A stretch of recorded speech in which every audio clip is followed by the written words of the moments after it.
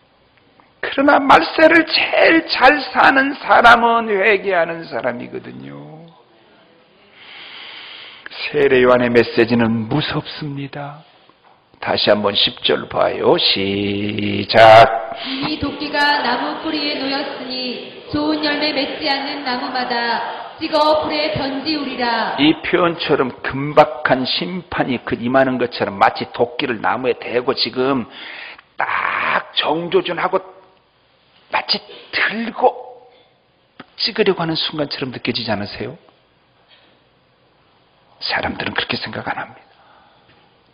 자비로우신 하나님께서 용서해 주시니까 심판은 멀리 있다고 생각합니다. 12절 다 같이 보지요. 시작. 손에 키를 들고 자기 타작마당을 정하게 하사 알곡은 모아 곳간에 들이고 쭉정이는 꺼지지 않는 불에 태우시리라. 알곡인가요? 죽정인가요? 죽정이는 태워진다는 사실을 잊어버리지 마십시오. 두 번째 현대교회 모순은 가짜 회개를 회개처럼 하는 것입니다. 우리 인간의 모습이 얼마나 악한지 예수님께서 지적한 죄들을 보면 12가지 죄를 지적했는데요. 마가복음 7장 21절과 23절 다 같이 봅니다. 시작. 속에서 곧 사람의 마음에서 나오는 것은 악한 생각, 곧 음란과 도적질과 살인과 간음과 탐욕과 악독과 속임과 음탕과 흘기는 눈과 회방과 교만과 광패니 이 모든 악한 것이 다 속에서 나와서 사람을 더럽게 하느니라. 그냥 악한 생각 그러면은 두리뭉실이 넘어가면 그냥 다 그렇고 그런 줄 아는데 자 구체적으로 보세요. 12가지 음란, 도덕질, 살인, 간음, 탐욕, 악독, 속임, 음탕, 흘기는 눈, 회방, 교만, 광패. 이런 죄를 가지고도 우리는 덮고 숨기고 회개하지 않으려고 하는 겁니다. 이스라엘 백성들은 회개를 하면 꼭 옷을 찢고 죄를 뒤집어 썼습니다. 근데 옷을 찢으면서 마음을 찢지 않고 가짜 회개를 많이 했습니다. 그래서 요엘서 2장 12절과 13절에 너희는 옷을 찢지 말고 마음을 찢고 너희 하나님 여호와께로 돌아올지어다. 심지어 회개를 입술에 송아지를 잡아들인다고 표현했습니다. 제일 좋은 말입니다. 송아지를 각을 떠서 찢어드리듯이 입술로 나를 갈기 찢어서 나를 하나님께 드리는 것을 그래서 입술의 송아지라고 말합니다. 자기 죄를 자기 입으로 고백하지 않아요. 새벽마다 눈물 뿌려 흐느끼며 기도하는 소리에 울음소리는 가장 아름답습니다. 그런 눈물이 있는 한은 절대로 그 인생과 그 자녀와 그 교회와 그 시대가 절대 망하지 않을 겁니다. 믿습니까? 오늘 본문에 의하면 진짜 회개는 회개의 열매가 있어야 한다는 겁니다. 그러므로 회개 합당한 열매를 맺고라고 말했거든요. 회개 열매가 없다는 말은 가짜 회개를 했다는 말입니다. 만일 회개를 했다고 해서 한 번 회개를 하고 나면 같은 죄를 절대로 짓지 않는다는 말은 물론 아닙니다. 내가 그때 그 죄를 진짜 회개를 했어도 오늘 또 이 죄를 또 지을 수 있습니다. 그러나 그때 그 죄를 회개할 때는 진짜 회개를 했어야 하고 오늘 지은 이 죄에 대하여 그때처럼 오늘 똑같은 진짜 회개를 하면 됩니다. 그래서 회개 후에는 반드시 행위로 나타내야 합니다. 죄의 뿌리를 뽑으려고 하지 않고 겉으로 뽑는 것처럼 하고 뿌리를 남겨두는 경우가 있는데 가나안 땅에 가나안 족속 내버려 뒀다가 훗날에 그것이 큰 화근이 됩니다. 내 속에 회개하지 않고 남겨둔 죄의 뿌리는 언젠가 반드시 싹이 납니다. 진정한 회개는 우리의 행위가 뒤따라야 한다는 걸 잊어버리지 마세요.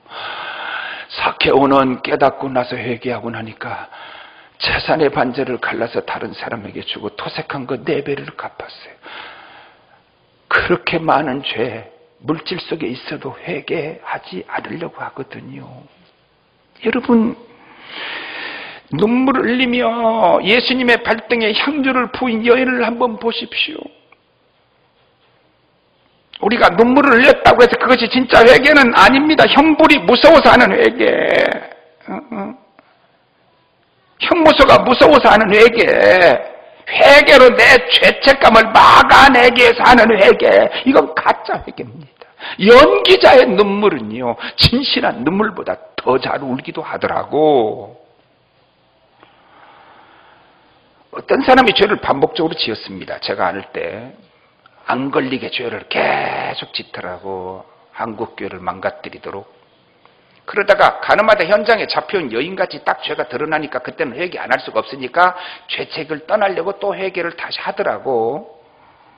그래놓고 나서는 자기에 대한 책임을 회개했으니까 묻지 못하도록 만들어 놓고 요즘에도 똑같은 죄를 짓고 다니더라고. 그리고 물으면은 왜 죄를 회개했는데 책임을 묻느냐고 오히려 적반하장격으로 공격을 합니다. 2013년 성탄절은 세례연의 말처럼 회개하는 성탄절이 되면 최고의 성탄절이 아닐까요? 내 죄를 회개합시다. 교회 죄를 내 죄처럼 회개합시다. 민족의 죄도 우리가 회개합시다. 정치인들이 지은 죄도 우리 죄의 이민이 회개합시다. 지도자들의 죄도 회개합시다. 자식의 지은 죄도 내 죄처럼, 부모가 지은 죄도 내 죄처럼, 형제가 지은 죄도 내 죄처럼 회개합시다. 회개 성탄절이 되면 죄 때문에 이 땅에 오신 예수님의 마음에 가장 합당한 성탄절이 되지 않을까요? 회개는 은총입니다. 하나님의 말할 수 없는 은혜입니다. 죄의 싹은 무섭습니다. 사망입니다. 그러나 회개하면 기억도 하지 아니하시고 심지어 성령 충만까지 주시니까요. 아름다운 회개의 모습을 보여준 역사적 사건을 소개하고 설교를 마치겠습니다. 오스트리아 수도 비엔나에 있는 임페리얼 박물관에 가면 그림 하나가 있습니다. 무슨 그림이 있는가 하면 황제가 예배당에 들어가려 하는데 한 주교가 가로막고 못 들어가게 하는 그림이 하나 있습니다. 추 390년경에 여러분들이 지난번에 소아시아 가셨던 분들은 데살로니가에 가셨겠지만 데살로니가에서 반란이 일어났는데 그때 데오도시우스 1세가 양민을 1,500명이나 학살했습니다. 교회는 이 사건을 살상으로 규정하고 황제를 엄히 정죄했습니다. 그런데 하루는 이 황제가 밀라노에 있는 교회를 찾아왔는데 그 주교가 누구냐면 암브로시스 감독입니다. 암브로시스 감독은 그렇게 위대한 어거스틴을 만들어낸 사람입니다. 어거스틴을 회개시킨 자가 바로 암브로시스 감독입니다. 상당히 암브로시스 감독은 이지적이고 이성적이고 어거스틴은 상당히 정열이 많은 사람입니다. 근데 암브로시스 감독이 세상에 황제가 왔는데 못 들어갑니다. 그리고 막았습니다. 그때 황제가 뭐라고 한지 압니까? 이런 망신이 어디 있습니까? 예, 주교님, 성경에 보면 다윗도 죄를 짓지 않았습니까? 그때 이렇게 말합니다. 폐하께서는 다윗 왕의 죄를 모방하시렵니까? 그러면 다윗 왕의 회개도 모방하십시오. 다윗 왕처럼 회개하십시오. 결국 황제는 땅바닥에 엎드려졌다는 이야기입니다. 회개의 성탄절은 최고의 성탄절인 줄 믿습니다. 기도하겠습니다. 사명 가지고 살았는데 틀림없이 우리가 예수 그리스도 안에서 우리에게 각자에게 사명 주셨는데 먹고 살다 보니 사명을 잃어버린 짐승 같은 인생을 살아갈 때가 많은 저희를 용서하여 주옵소서. 다시 한번 사명자로 태어나서 사명자로 살다가 사명자의 순교의 피로 죽은 세례 요한을 생각하면서 나를 이 땅에 보내신 하나님, 내가 나만이 해야 될 내게 주어진 하나님의 그 일을 하다 가는 저희 모두가 되게 하여 주시옵소서. 하나님, 주님이 이 땅에 오신 건 우리 죄를 대속하시려고 오셨습니다. 그렇다면 우리가 주님 앞에 죄를 회개할 때 주님이 가장 기뻐할 수밖에 없을 것입니다. 죄 많은 세상에 저희가 살고 있는데 하나님, 죄를 덮고 숨기려고 하지 말고 보고 해치고 깨닫고 입술에 송아지 잡아서 드리는 회개의 성탄절 되게 하여 주시옵소서. 예수님 이름으로 기도하옵나이다.